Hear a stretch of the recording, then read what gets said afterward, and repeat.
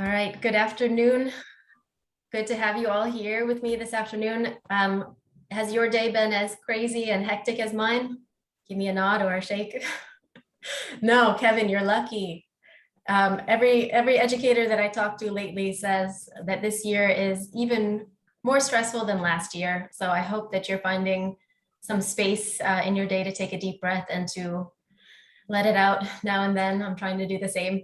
But I'm really appreciative that you are spending 1 hour of your day today with me for this session. So thank you for your time. Thanks for being here. I'm recording today's session. So this will be posted to the main DOE YouTube channel probably by the end of this week. And just a reminder that because this is going to be posted publicly, although we might be talking about students a little bit here and there throughout the presentation, a reminder that you should please try to avoid sharing any personally identifiable information, such as names, languages spoken at home, anything else that might identify that student. All right, so I'm going to go ahead and share my screen. If you want to also follow along with the PDF of the slides that I sent you this afternoon, there will be some links that you'll need to access throughout the session. So that would be good if you could have that up and ready to go. I'll also try to pop the links into the chat as much as I can multitask throughout the session today. All right.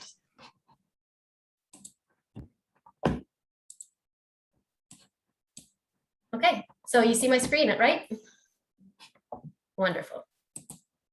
Okay, so today we're talking obviously about motivation, and I thought that this might be a timely topic because certainly our own motivation might be faltering somewhat, and certainly students' motivation might have been affected somewhat by the circumstances of this year and last year. Before we get into that, though, I wanted to remind you again, this is being recorded, not to share any personally identifiable information. And if you could have the Jamboard ready to go, we'll be referencing that in a couple of minutes for a few of the slides that we'll be working from. And I appreciate it very much if you're willing and able to keep your camera on. If you can't, that's absolutely fine, but I do like to be able to see your faces as I'm talking, so I'm not just talking to my screen. And I appreciate it also if you can keep muted unless you're speaking. That just helps cut down on background noise. But please do feel free to unmute at any time and interject, ask questions and comments. This is not meant to be a lecture. This is really meant to be an interactive discussion of the topic of motivation. So please feel free to pipe in with any thoughts that you have or questions. You're also welcome to use the raise hand feature if you prefer, rather than just piping up, and that will let me know that you have something you'd like to say. All right, so as we get started, I'd love to do a quick temperature check just to find out in general what your sense is of how motivated your students are feeling this year as compared to past years.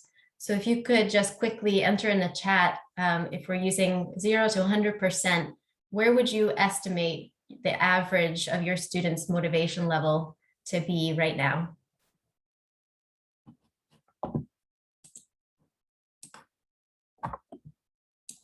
I'll give you a minute to think about that and to enter your answer.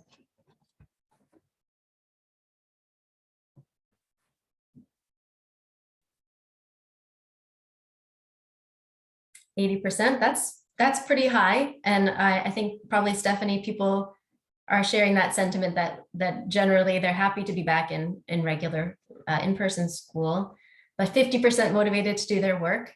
I think that makes a lot of good sense, given really the mental health challenges that we're all facing right now. Okay, 65%. This is your first year teaching, Kevin? I'm an intern at Westbrook Middle. Oh, great, wonderful. And what language are you interning with? In French. Fantastic. Thank you. Okay. So Natalie, it looks like pretty high, 75 to 85% motivation. That's not too bad. And I'd love to know how those numbers compare to what you would have said pre-pandemic, if you have experience teaching pre-pandemic. Has motivation changed in the course of the pandemic?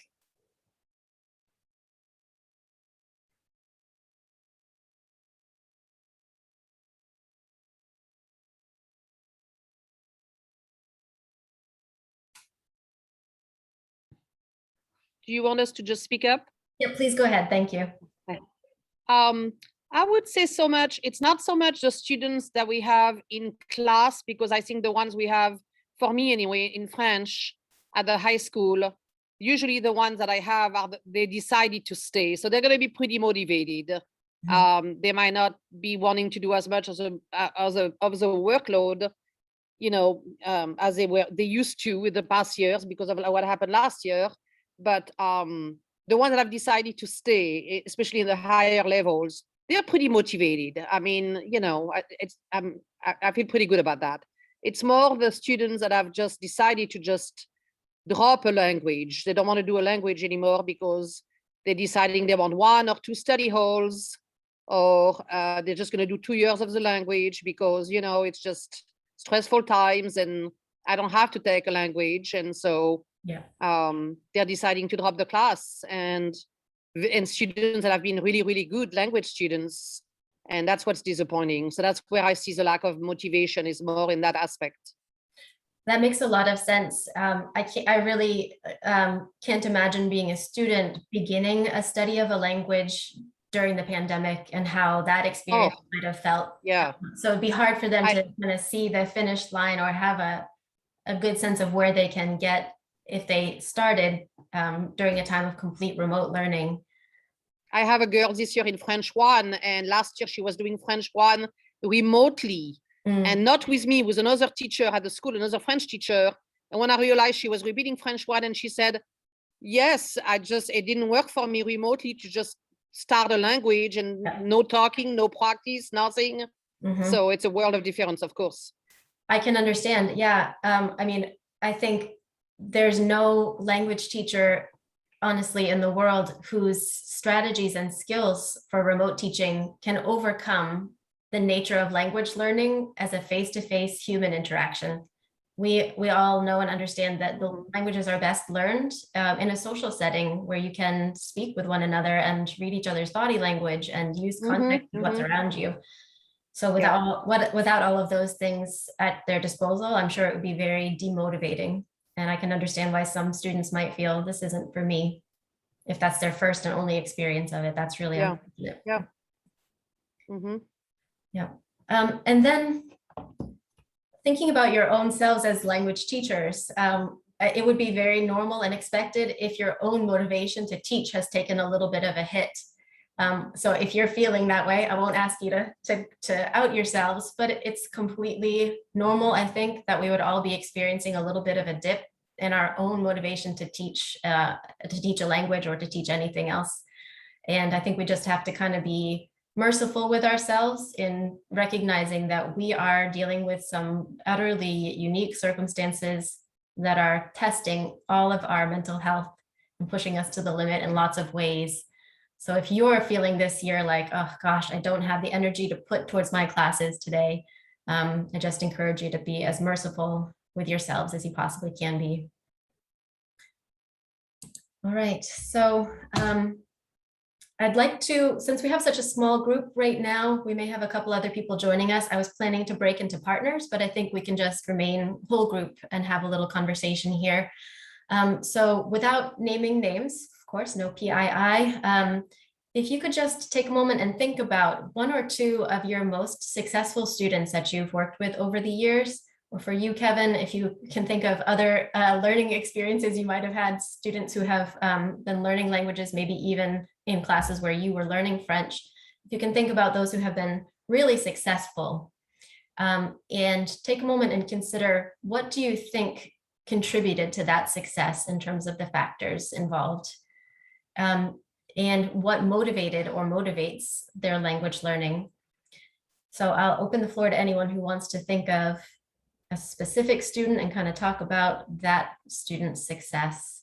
And I invite you to record your thoughts on the Jamboard, but again, where we're such a small group, we can just have a dialogue, and that's fine too. So I'll share with you an example to get us started. And I think of one of my first students as I was teaching English, because that is my background, is teaching English to speakers of other languages. And this student came with a great deal of knowledge of linguistics already, but his level of English was very, very low. He was truly a beginner. But I saw him go from beginner to intermediate in the span of a few months. And I don't exaggerate when I say that. And that's, I think, partially due to just his passion for language and his understanding of linguistics. So he knew the questions to ask to kind of figure out what makes English work. And he didn't hesitate to ask those questions. And he also had virtually no inhibition or fear of making mistakes. So he just tried his theories, tested them, checked if they worked. And if they didn't, he was always thinking up new theories and trying to figure out the ins and outs of English. So that's what comes to mind for me. What about for you?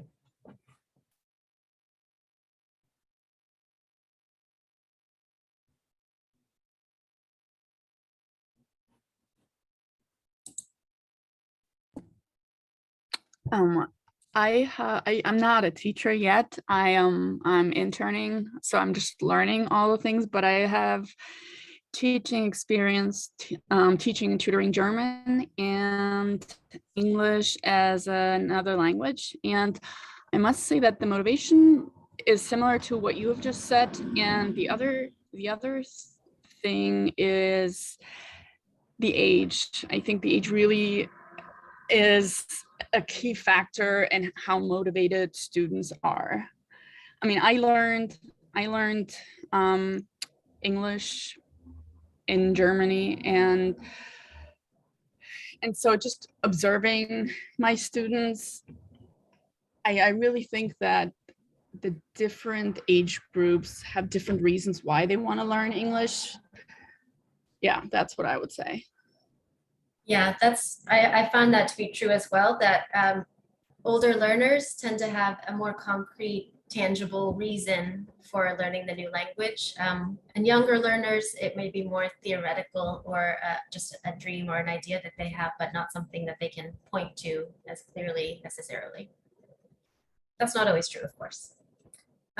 Anyone else want to share the student or students that popped into mind for you? Well, I think sometimes students don't get to choose either. I work in a school system where they have the choice of 3 languages. They have to rank them. And then it's equally balanced after that. And they don't always get their first choice. And often those kids aren't as motivated then to learn, and they'll make it known that I didn't sign up for this class. I actually got that today. So it can be hard. It's hard to learn something that you yourself didn't personally choose. And I know some language programs, there is only one language, or they start them in one language. The whole grade is learning the same language. Then the next year, they alternate. I think Scarborough does that with French and Spanish, maybe. So they don't have a choice sometimes. And I think that is impactful on motivation. That's certainly true. And for those students who feel like it's been thrust upon them, there are some leverage points that we can look to try to build up their enthusiasm, but it isn't automatic, certainly. So we'll be talking about some of those leverage points throughout today's session. Anyone else want to share before we move on to the next topic? All right. So I shared this resource in the weekly newsletter that I publish. I don't know if you might have had a chance to look at it, but I thought it was interesting. And it's from the Center of Applied Linguistics. And it's called Student Voices, High Schoolers' Insights into World Language Learning. And so this was a panel discussion that was at the NACESFL annual meeting in 2020, where they had 6 students who had been chosen by their teachers as outstanding language learners.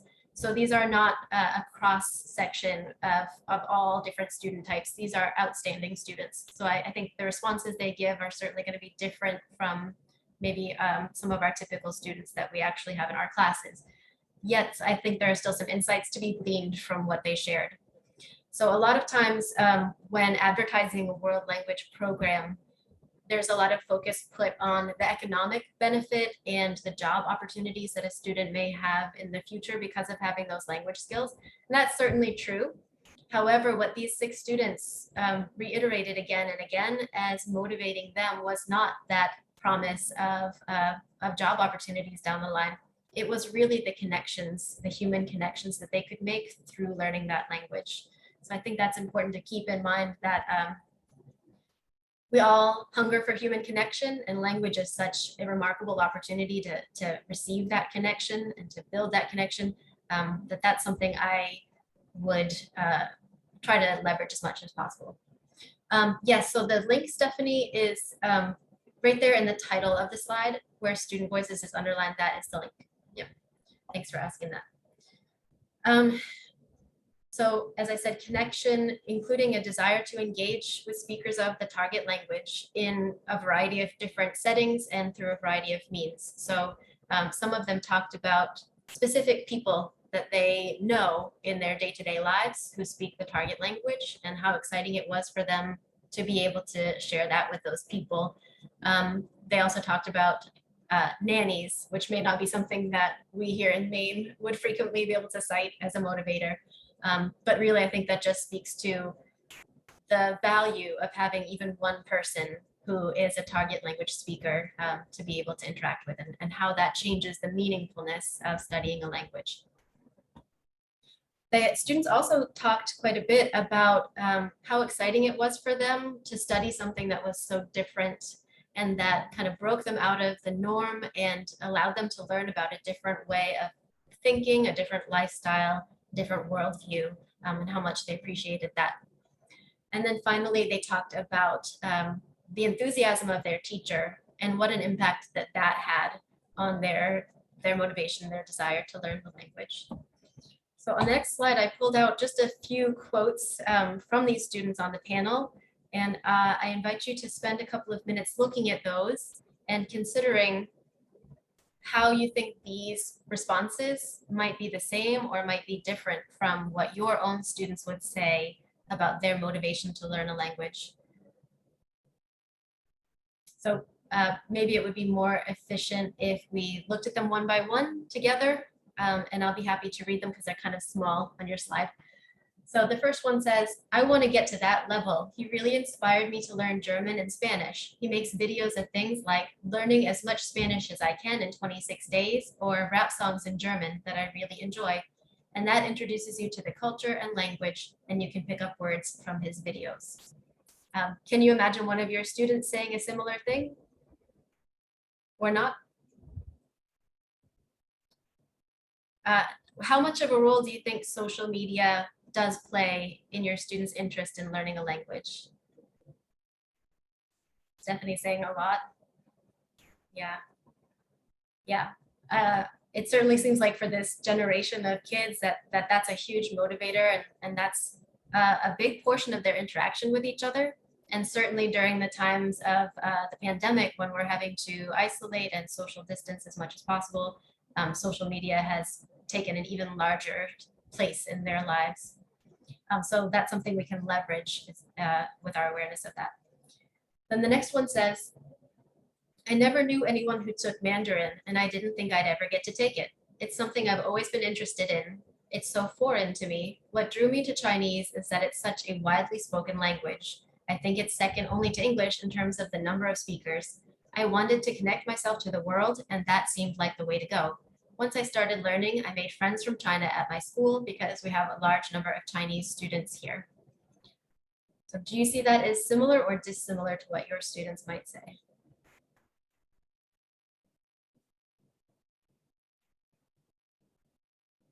Do your students have the benefit or the luxury of having other students in their school who speak the language that you're teaching?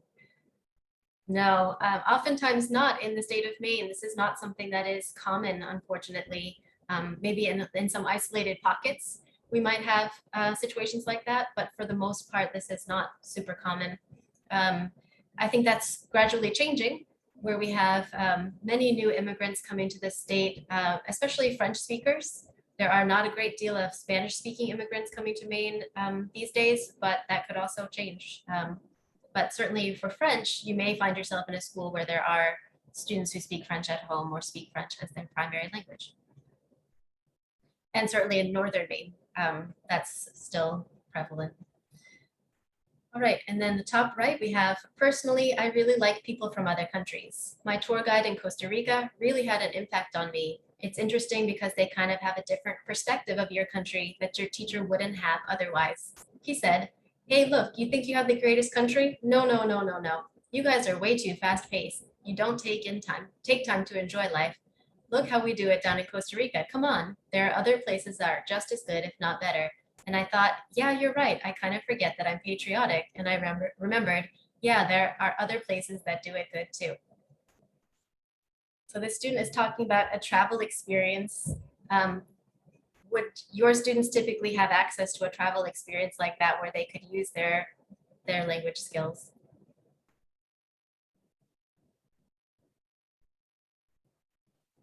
Yes, before COVID. Before COVID, yeah. So that certainly Yep. changed. That helps a lot, that helps a lot and makes us really be visible when we say, we're going on a trip to Quebec or we're doing an exchange with a French school in France, and the whole school sees that and like, Yeah. oh, I want to take French because I get to go to Quebec or get to go to France or, wherever the language is. And yeah, that does help a lot. So we lost that the last couple of years. And hopefully it will come back soon, because I agree with you completely that it's a transformative experience. And so that can lure students into your program because they know that that's an option to travel. And then once they have the ability to go and travel, it makes what you're doing in class really become something that from something that is theoretical to something that is real. Because when we're teaching language in a classroom, it's hard for a student to really conceive of the fact that that's a language that is legitimately spoken by a whole country or countries of people. That's kind of a mind-blowing thing for students to wrap their heads around. But once they go and immerse themselves, then it just becomes so real and like I said, a transformative thing for them. All right, I'll skip this last one. You're welcome to read it later and check out that resource when you have a minute. Okay, so who among you is already familiar with the TEL project? I know Stephanie, you certainly are, yeah. Okay, so the TEL project is teacher effectiveness for language learning, and they have some really wonderful resources, but the number one thing that they provide is a framework that describes some of the most high leverage effective practices that a teacher can do and kind of helps a teacher self-evaluate and grow. And they also have a number of videos that you're welcome to look up on YouTube that talk about some different aspects of teacher practice. And so this one talks about engaging and motivating language learners. And if you'll indulge me in watching it for a moment, while we're watching, I want you to try to think of 3 or 4 keywords that pop out for you that would summarize the message of the video in terms of what motivates students. So let's see if technology will be on my side and you'll be able to hear and see and all of that.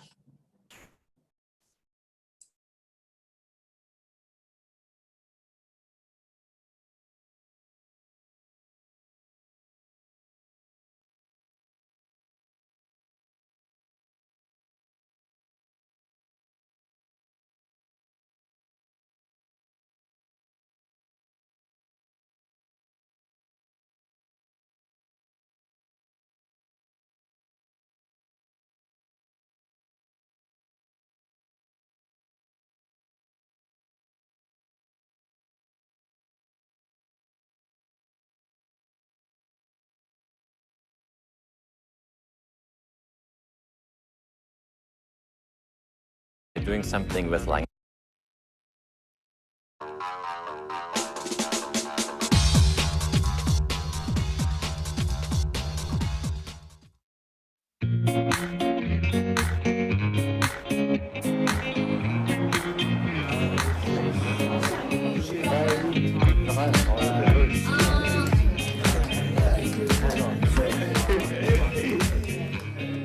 walk into a world language classroom where students are engaged, it looks like a mess.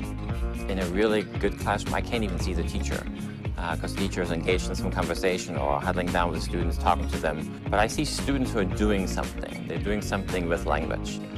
Сейчас месяц октябрь, умничка. Посмотрите, Сэмми правильно нашел нам слово, название месяца октябрь. Involve the students in their learning. I think a lot of times we want to talk too much. That's hard. I can't do 80 minutes of talking.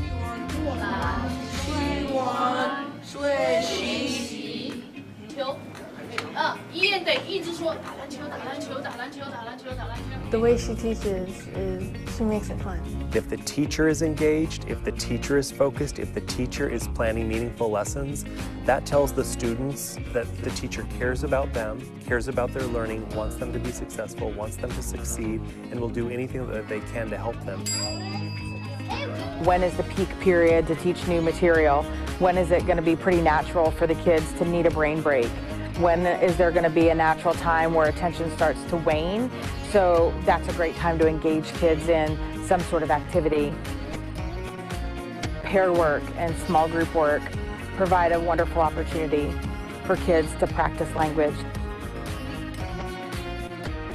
I do definitely appreciate the teachers that take the time to come up with activities that teach curriculum in an exciting way.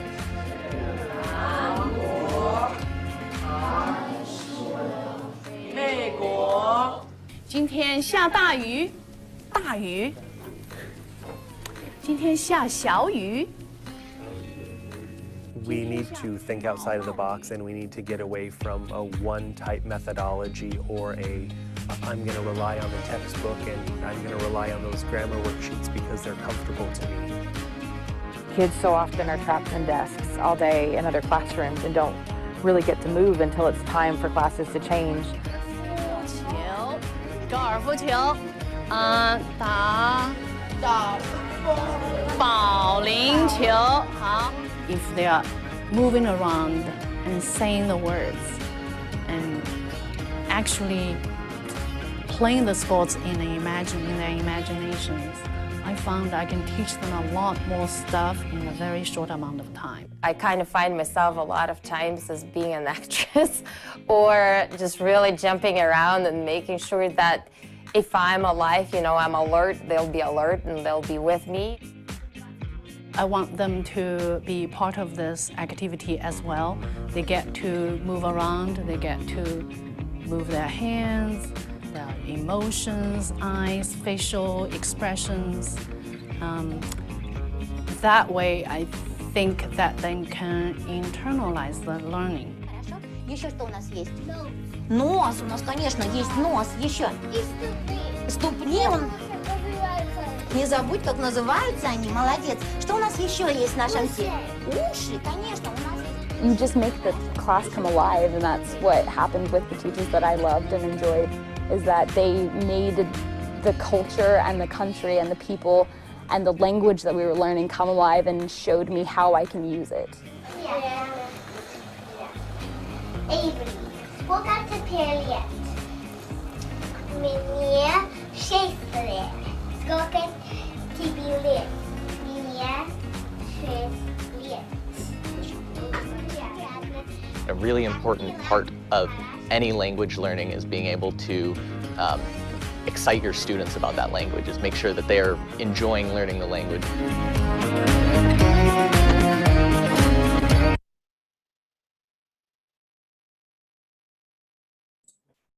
All right, so what were some of the keywords that stood out for you?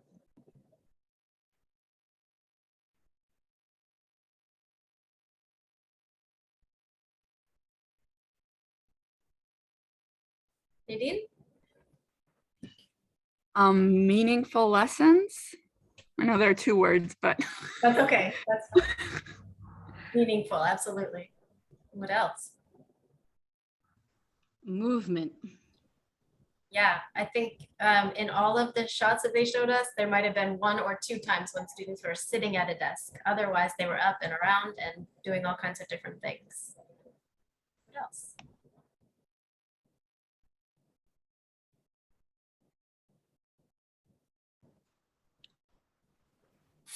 failing to remember the word they used, but it was either enthusiasm or engagement or excitement on the part of the teacher. That itself is infectious and keeps the connection. Yeah, absolutely. Like we talked about earlier from the CAL resource, students noted that as one of the top things that made them want to go to class each day and want to continue with their study of the language. Anything else? Direct connection to a culture that speaks the language, however they put that. Yeah, culture, certainly, as we talked about before, wanting to be able to connect with people who are users of that language in a real way is hugely motivating. Nadine.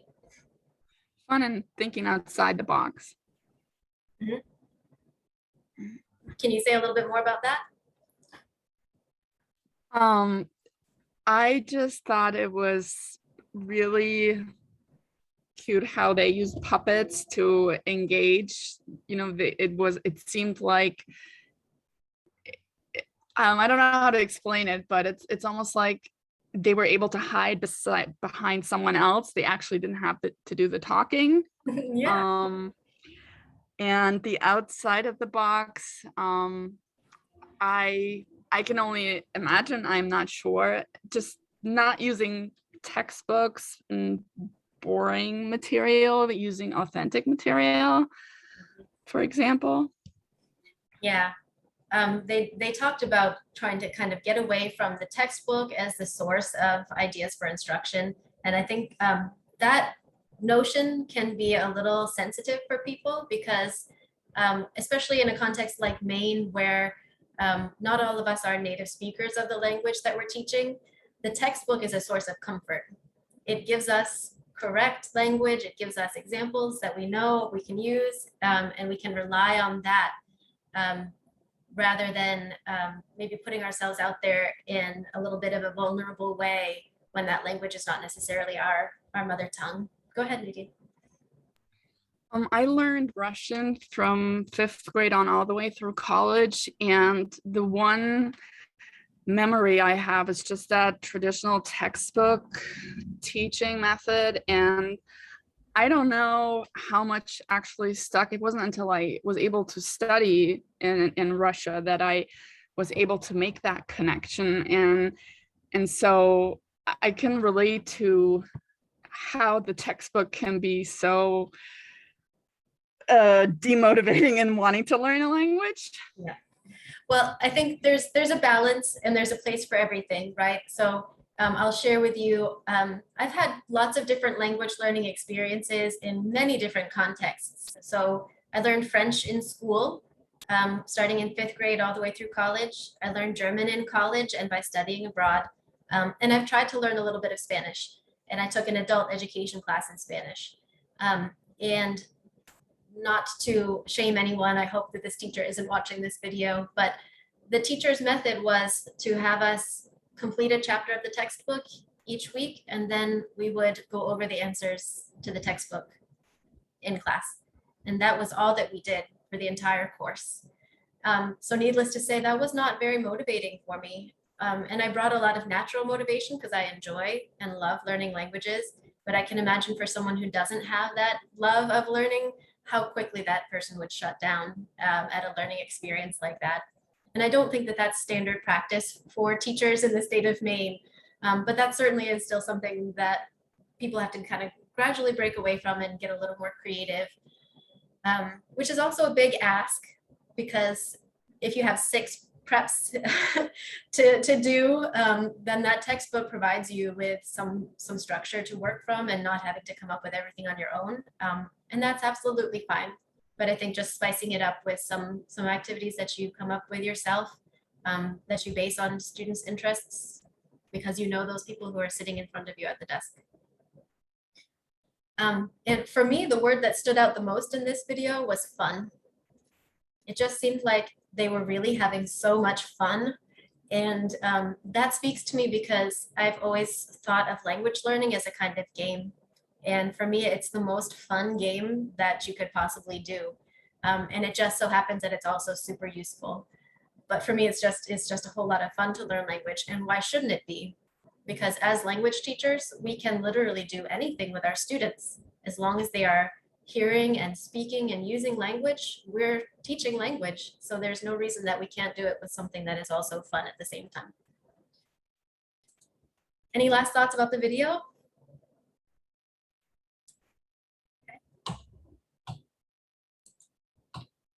Okay, so now to a little bit of the dry and theoretical, just to give you a sense of what research has told us about motivation over the years. So this is kind of an older theory of motivation that was made famous by a researcher called Robert Gardner. And he was one of the pioneers that really started talking about motivation and the role that it plays in language learning. And so he came up with what's called the socio-educational model.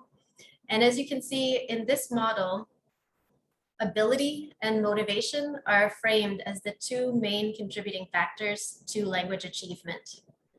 And then under motivation, he calls out three specific types.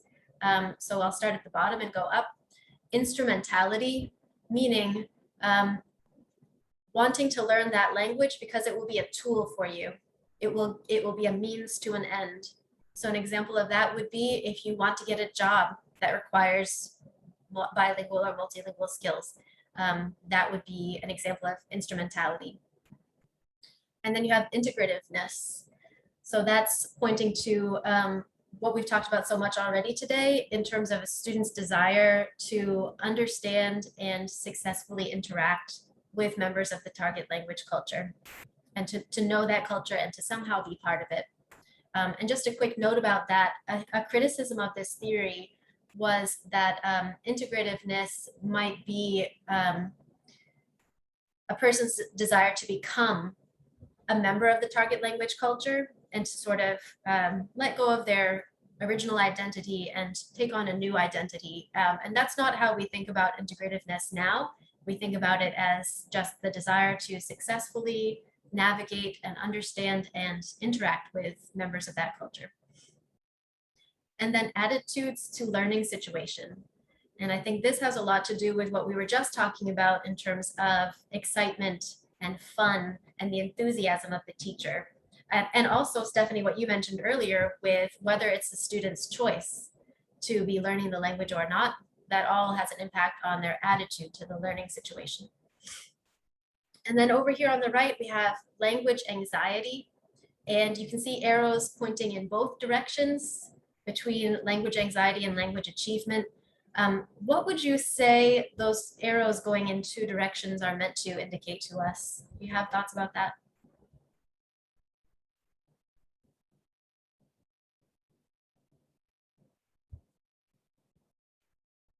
I'll give you a minute to mull it over.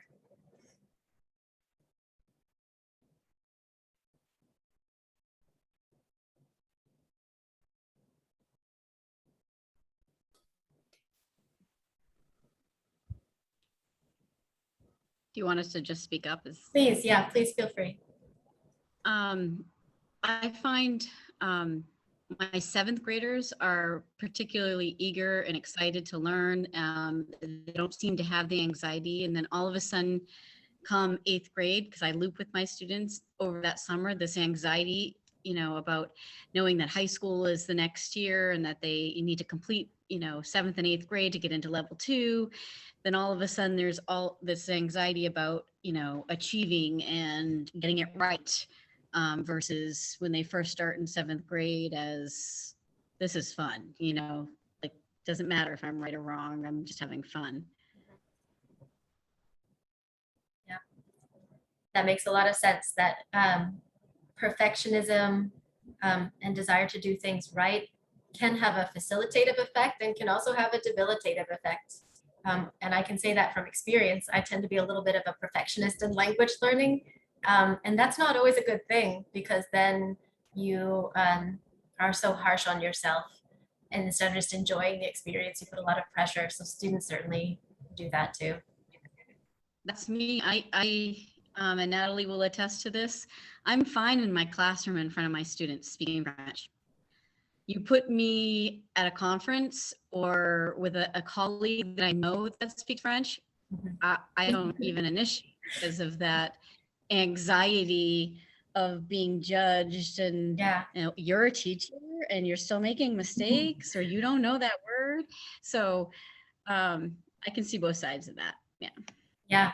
And I think you pointed to the age of your students, and that kind of turning point seems like maybe 7th, 8th grade is when that fear of judgment really comes in as well, that there's a lot more self-consciousness and wanting to be perceived as cool.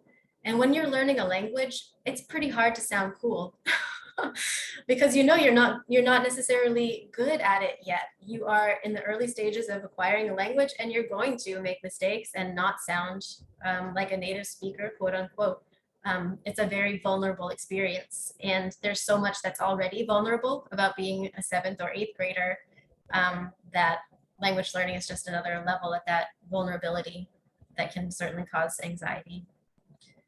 Thank you for sharing that, Stephanie.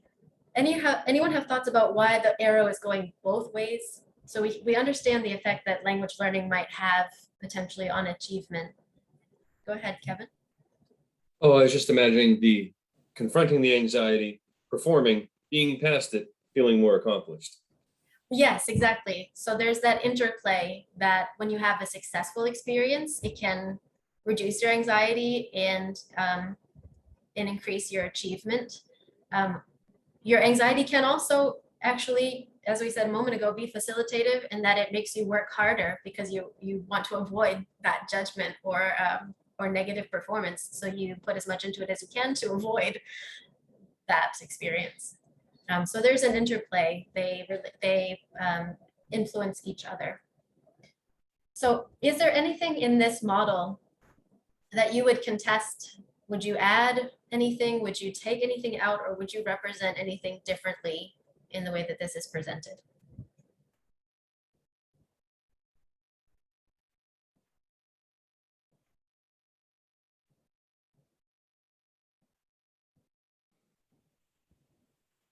I'm not sure how much one needs to consider ability to an equal degree of motivation. I'm reading ability as aptitude, but people of varying academic aptitudes speak their mother tongue and become bilingual by necessity. I suppose it's just a question of the sophistication of the language you use may be influenced by your aptitude, perhaps, but there's no reason why it should be a barrier to enjoying aspects of language. 100%. I was hoping that someone would say that, and I'm very glad you did, Kevin, because I think that to me stands out as the major flaw of this model, that it suggests that intellectual ability or aptitude for language learning is necessary for language achievement. And I really have to say that I don't see it that way, that everyone is completely capable of learning a language. There are certainly people who show a natural aptitude for it, but even those who don't have that perhaps built-in strong motivation and desire and natural aptitude can still learn a language very successfully under the right conditions.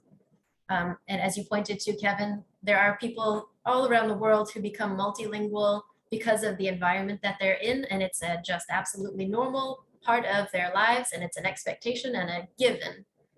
But we, I think especially in the United States, we think of language learning as something extra, something that is beyond what you must do. It's an option.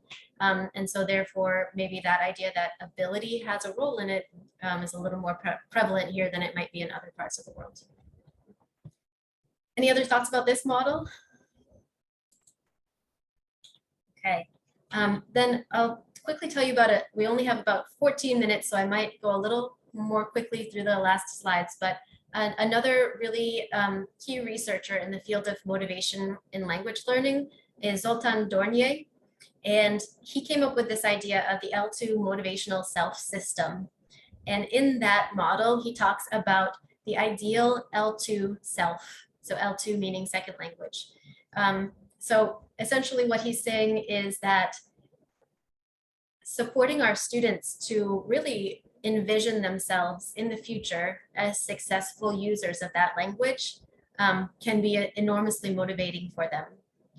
Helping them to really think about, okay, where do I want to be? What do I see myself doing with this language 5 years, 10 years from now? And kind of setting that as a goal to work towards. can be really, really powerful for students. So is that something that you currently have as a practice in your class to sort of help your students do some of that visioning work, imagining themselves in the future? And if not, that's okay. I'm just curious if that's something that anyone does. Doesn't sound like it is.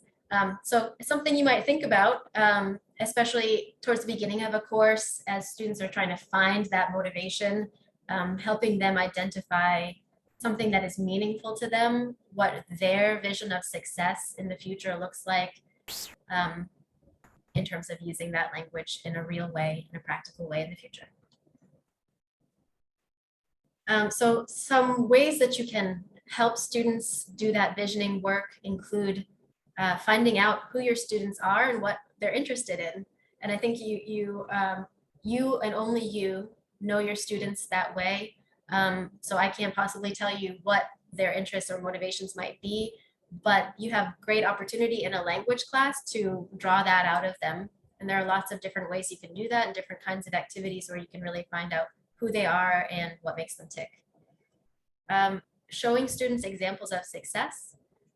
So I was going to have this be a partner activity, but I think because of time, I'm just going to kind of share some general thoughts about how you could do each of these things. So you could have students who have been in your class in the past and have gone on to use their language in a job or academic setting or whatever it may be, use their language for travel. Whatever success means to your students, finding an example of that and showing it to them. Letting them experience success in the target language. So there are lots of different ways to do that, but certainly giving them an opportunity to interact with speakers of the target language in a real way that is actually a communication, not a staged way necessarily. And even just within your day-to-day classroom activities, making sure that they're at a level that is attainable to students so that they don't feel too intimidated or that things are just too difficult for them. And that's a really hard balance to strike because you want to make sure that the class is challenging enough to be interesting and to move them along towards proficiency quickly enough, but also not so challenging that it's going to make them feel like it's unattainable. So that's a really hard thing to balance, especially because you have all different kinds of students in your class at all different levels of interest and skill. And then finally, showing them the real world applicability of language skills. So as we talked about earlier, sometimes studying a language in school can feel like studying another academic subject, and it can feel theoretical and like something that they may not actually have a use for in the future. But the more that you can show them that there are many uses for it, whether they travel or not, whether they have family who speak the language or not, there are lots of ways that learning a language can be put to use in their professional and personal lives. Okay, so I don't think we have enough time to do this, which is really unfortunate, but I welcome you to go ahead and take a look at this motivational strategies questionnaire and reflect a little bit on your own practice thus far, as far as what strategies you might already be using to motivate students. If there are strategies on the list, on the questionnaire that might appeal to you to give it a try, or things that you want to just learn more about.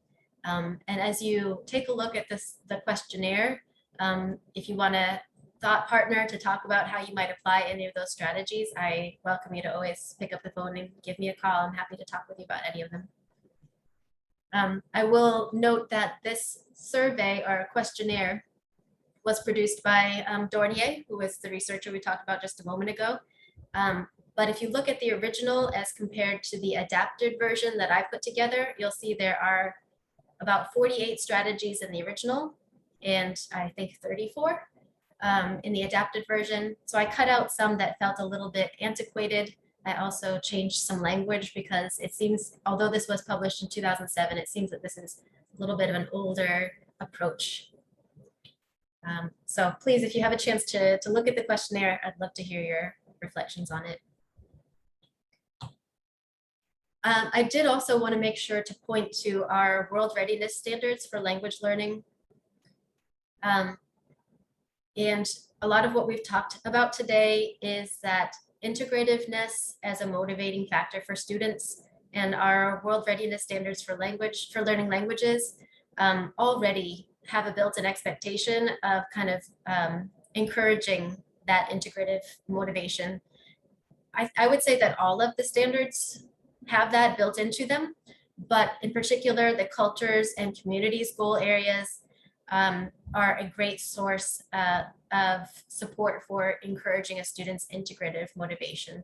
The more that they begin to understand about the culture, the more they can relate to it and feel that they are somehow a part of it, the greater their motivation to continue to learn the language becomes.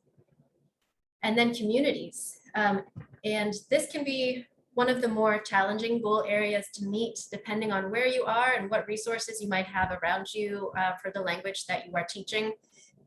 But I wanted to point you to some resources that we do have right here in Maine for various languages.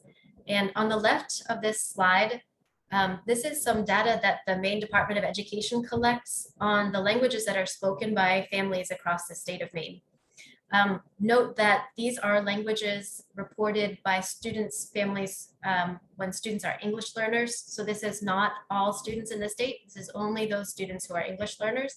But it's still interesting to look at to get a sense of what languages really are spoken in our communities. So you'll see that French is the 5th most common home language reported, and Spanish is the 4th. So we do have a good number of families that speak French and Spanish across the state. German is quite low on the list at this time, but they're out there. We do have German-speaking families and community members, and there are plenty of ways to involve them in your classroom, whether you're inviting them as guest speakers, taking students for field trips to various places, even just speaking with those community members and reflecting on your curriculum with them, getting thoughts and ideas about your curriculum can be really helpful. And so on the right-hand side of this slide, I've listed for you some of the cultural or community organizations that are here in Maine.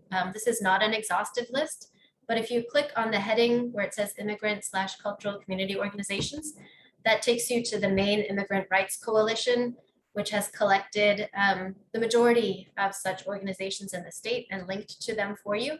So if you're interested in building some connections to communities of target language speakers right here in the state of Maine, that is one place that you can start. And then through the Maine Department of Education, there are also several different opportunities that we offer to connect you to communities globally. So I'm imagining that these might be familiar to some of you, but if you want more information about any of them or you would like to potentially engage with any of these, please do feel free to pick up the phone, call me. And that is a link at the top that takes you to the Maine DOE website that lists these opportunities and gives a bit more detail about them. Finally, I wanted to make sure to touch on this a little bit because we are still, unfortunately, very much in the midst of a pandemic. And as we talked about at the beginning of today's session, we are all, I think it's fair to say, all of us are facing mental health challenges in one way or another that are related to the pandemic. So that includes teachers, students, and families alike. And I really see an opportunity in language learning to support students' mental health because language learning is such an opportunity for therapy, honestly. I really see language learning as a method of therapy that in your class, you have the freedom and ability to really talk about anything. Because as long as you're using and engaging students with language, you're teaching language. So if we can talk about anything, we might want to talk about the things that are most relevant and most helpful to students. And that includes right now, I think, helping students to process their thoughts and feelings around the pandemic, making it an intentional part of your class that you are talking with them about their experience of being a student in this time, and allowing them to process that through their second language. And there is, I think, a benefit to having a little bit of that distance, by letting them talk about what they're feeling and experiencing through their second language, it can help them to be a little more open. Like you were mentioning with the puppets, even speaking a second language kind of does provide that emotional distance that allows students to be a little less inhibited and to really let out what they're thinking and feeling in an authentic way. Language learning is also an escape. It takes you away from the here and now and lets you imagine yourself elsewhere, doing other things and being someone else. And it's also a space for optimism, as we talked about that L2 ideal self, thinking about, okay, right now life is hard and maybe I can't travel right now and I can't do the things that I used to do, but in the future I can, and studying this language now will empower me to be able to do really fun and exciting things later. And if you're interested in doing a little bit of reading around those topics, I pulled for you just a few resources that talk about the ability of language learning to help fight depression and anxiety, and the power of language learning in social emotional learning. So if you have an opportunity to check those out, I find them really compelling.